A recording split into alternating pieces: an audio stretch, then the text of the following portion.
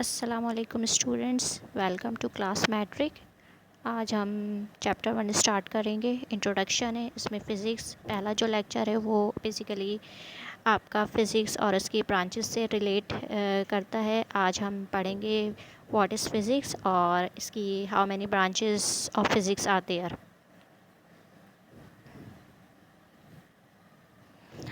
सबसे पहले मैं आपको बता दूं कि फ़िज़िक्स का वर्ड कहाँ से आया है। ओरिजिन ऑफ वर्ड फ़िज़िक्स, यहाँ पे क्या लिखा हुआ है, the word physics come from a Greek word physikos meaning natural.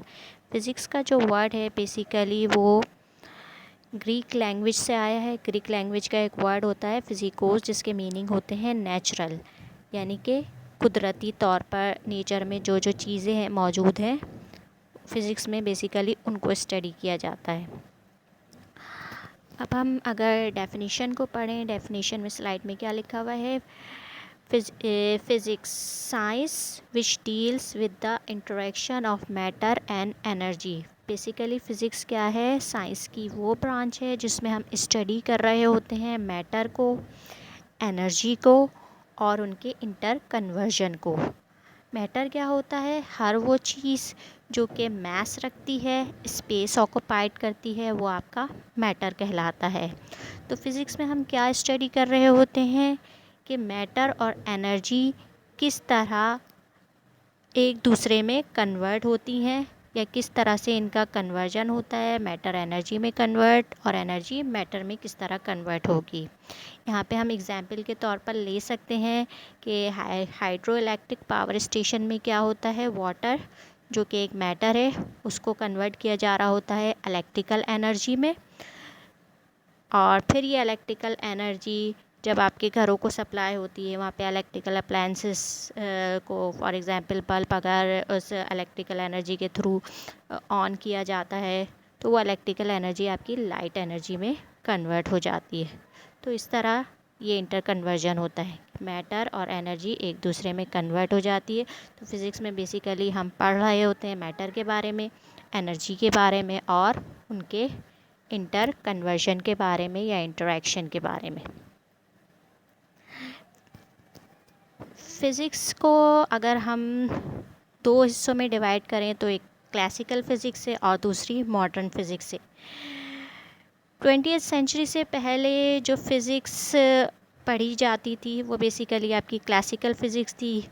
उस फिज़िक्स में ज़्यादातर न्यूटन्स के लॉ अप्लाई होते थे, जबकि 28वीं सेंचुरी के बाद जो हमने फ़िज़िक्स पढ़ी वो मॉडर्न फ़िज़िक्स कहलाई, क्योंकि इसमें इसको आइंस्टाइन फ़िज़िक्स भी कहा जाता है, क्योंकि आइंस्टाइन ने एक इक्वेशन दी थी जो कि बहुत ही मारूफ और मशहूर हुई थी, E=mc², जिसमें उसने इस बात को प्रूव किया था कि एनर्जी और मास इक्वल होते हैं और एक दूसरे में कन्वर्ट हो सकते हैं।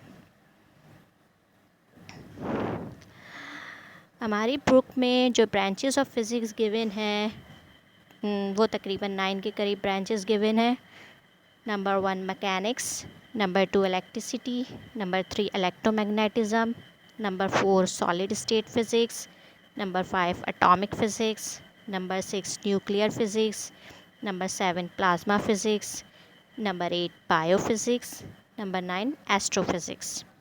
अब वन बाय वन हम इनको स्टडी करते हैं, इनकी डेफिनेशंस को। मैकेनिक्स क्या है, it deals with the motion of object with और without force, it causes and effects. Basically mechanics में हम क्या स्टडी कर रहे होते हैं, ऑब्जेक्ट्स के मोशन को, उसके कॉजेस को, वजूहात को और उसके इफ़ेक्ट्स को, यानी कि असरात को, कि अगर कोई ऑब्जेक्ट मूव कर रहा है तो उसके मूव करने की वजह क्या है और उसके मूव करने की वजह से क्या असरात मुरतब हो रहे हैं। फॉर एग्ज़ाम्पल, अगर कोई ऑब्जेक्ट मैं ऊपर से नीचे फेंकती हूँ, अब जाहिर सी बात है मैंने वो ऑब्जेक्ट ऊपर से नीचे फेंक दिया या कोई स्टोन नीचे फेंक दिया है, तो अब उस पर वो नीचे किस फोर्स के ज़ेर असर जा रहा है, कौन सी फोर्स वजह बन रही है उसको नीचे मूव करने की, ये हम उसमें स्टडी करेंगे। और हिट करने के बाद क्या असर होगा, ये चीज़ स्टडी करेंगे। अगर एक कार है वो रेस्टिंग पोजीशन में है और जैसे ही वो कार मूव करना शुरू करेगी तो वो मूव किस वजह से कर रही है और उस कार का इफ़ेक्ट क्या होगा लैंड पर या ज़मीन पर, ये चीज़ें हम मैकेनिक्स में स्टडी करते हैं। तो आपको दोबारा बता दूं, बेसिकली मैकेनिक्स में हम क्या स्टडी कर रहे होते हैं, ऑब्जेक्ट के मोशन को स्टडी कर रहे होते हैं, उसके कॉजेज़ को स्टडी कर रहे होते हैं और इफ़ेक्ट्स को। सेकंड जो हमारी ब्रांच है वो इलेक्ट्रिसिटी है। इलेक्ट्रिसिटी जैसे कि नाम से ही जाहिर है, बेसिकली क्या होता है, इलेक्ट्रिसिटी में आपका फ्लो ऑफ इलेक्ट्रॉन होता है। डेफिनेशन पहले पढ़ लेते हैं। It is concern with the phenomena and effect related to electric charges. Basically electricity में हम स्टडी कर रहे होते हैं इलेक्ट्रिक चार्जेस को रेस्टिंग पोजीशन में और मूविंग पोजीशन में, और इसके अलावा उसके इफ़ेक्ट्स को स्टडी कर रहे होते हैं कि अगर किसी ऑब्जेक्ट में कोई इलेक्ट्रिक चार्जेस हैं तो रेस्टिंग पोजीशन में उसको स्टडी करेंगे, मूविंग पोजीशन में स्टडी करेंगे और उसके बाद उसके इफ़ेक्ट को स्टडी कर रहे होते हैं। यहाँ पे मैं एग्जांपल लेती हूँ, एक वायर ले लें, उस वायर के ज़ाहिर सी बात है दो टर्मिनल होंगे, एक पॉजिटिव टर्मिनल होगा, एक नेगेटिव टर्मिनल होगा।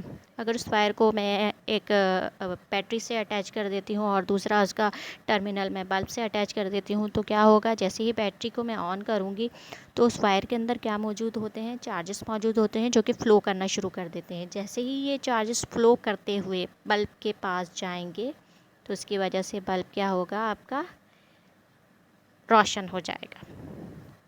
तो ये था आपका फ्लो ऑफ इलेक्ट्रिक चार्जेस जो कि हम इलेक्ट्रिसिटी में स्टडी कर रहे होते हैं। नेक्स्ट ब्रांच है हमारी इलेक्ट्रोमैग्नेटिज़्म। अब यहाँ पे दो चीज़ों को एक साथ स्टडी किया जाता है, इलेक्ट्रिसिटी भी स्टडी की जाएगी और यहाँ पे मैग्नेटिज़्म भी स्टडी किया जाएगा। इलेक्ट्रिसिटी का मैंने बता दिया कि इलेक्ट्रिसिटी क्या होती है, बेसिकली फ़्लो ऑफ इलेक्ट्रॉन होता है रेस्टिंग पोजीशन में और इन मूविंग पोजीशन में। डेफिनेशन इसकी क्या लिखी हुई है, deals with the observation principle laws and method that relate electricity and magnetism. Basically जब भी इलेक्ट्रिक चार्जेस फ्लो करते हैं ना, तो उसके साथ साथ वो एक मैग्नेटिक फील्ड भी क्रिएट करते रहते हैं। मैग्नेटिज़्म होता क्या है, मैग्नेटिज़्म बेसिकली एक फ़ोर्स है जिसमें ये एबिलिटी होती है कि वो या तो चीज़ों को पुश करती है या पुल कर रही होती है। जब भी किसी वायर से इलेक्ट्रिक चार्जेस फ़्लो करते हैं तो वहाँ पे क्या है, एक मैग्नेटिक फील्ड भी क्रिएट हो जाती है। तो इलेक्ट्रिक मैग्नेटिज़्म में हम लोग इलेक्ट्रिसिटी और मैग्नेटिज़्म इसके प्रिंसिपल पढ़ेंगे, लॉस पढ़ेंगे और मेथड्स को स्टडी करेंगे।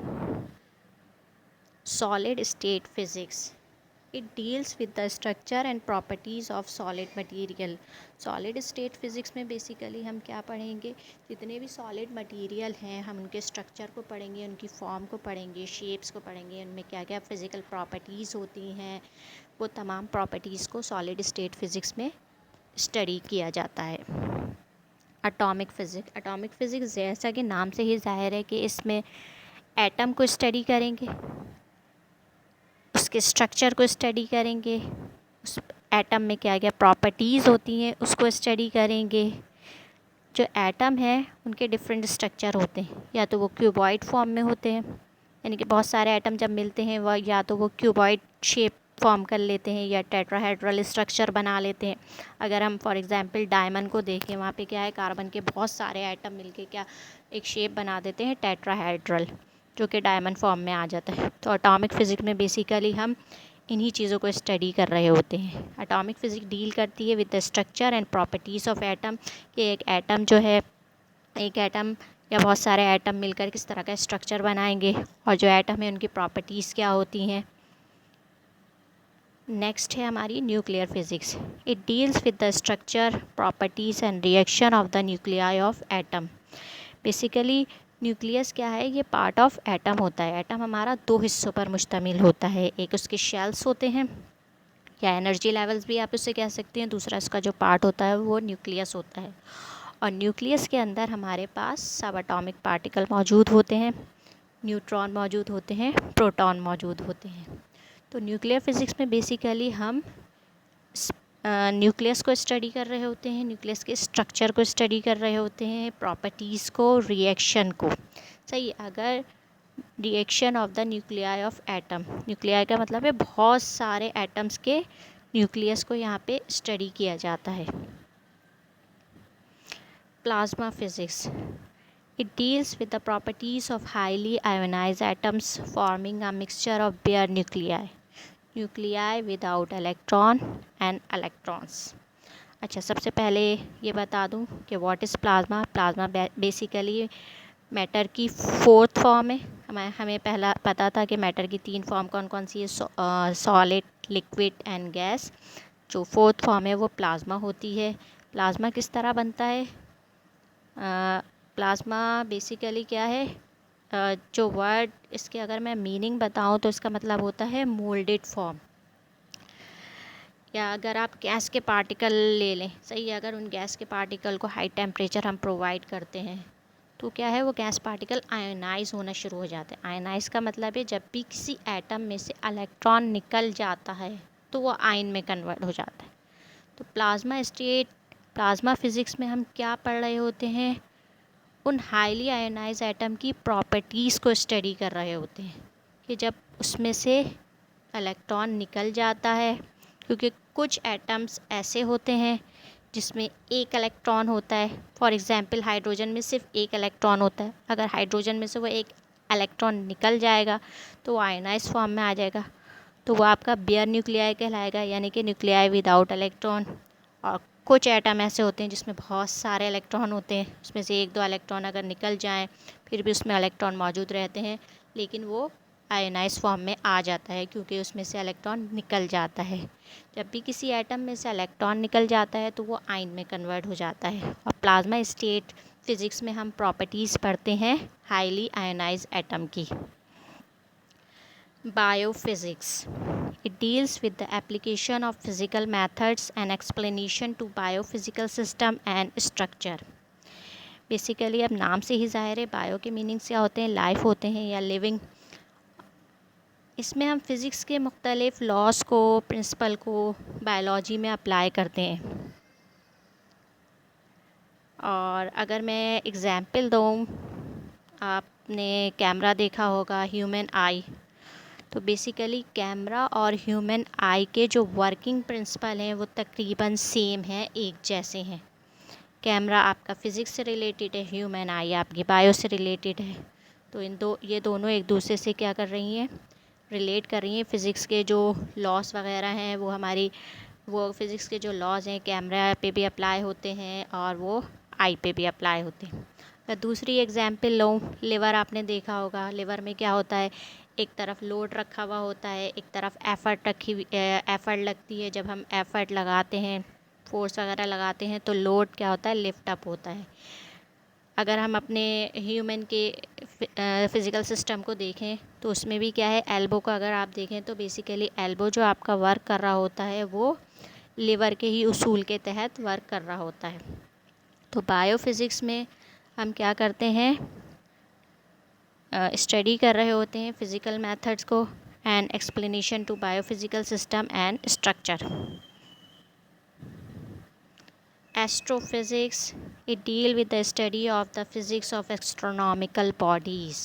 नाम से ही ज़ाहिर है एस्ट्रोनॉमिकल बॉडीज़। इसमें हम स्टडी करेंगे हेवनली बॉडीज़ को, यानी कि स्टार्स को, प्लैनेट्स को, गैलेक्सीज़ को, नेब्यूलाए को। कि स्पेस साइंसेस बेसिकली इसमें हम स्टडी कर रहे होते हैं कि स्टार की बर्थ कब हो रही है, डेथ कब हो रही है। तो ये सारी चीज़ें एस्ट्रोफिज़िक्स में स्टडी की जा रही होती हैं। उम्मीद करती हूँ आपको ब्रांचेस ऑफ फिज़िक्स समझ आ गई होंगी। Thank you.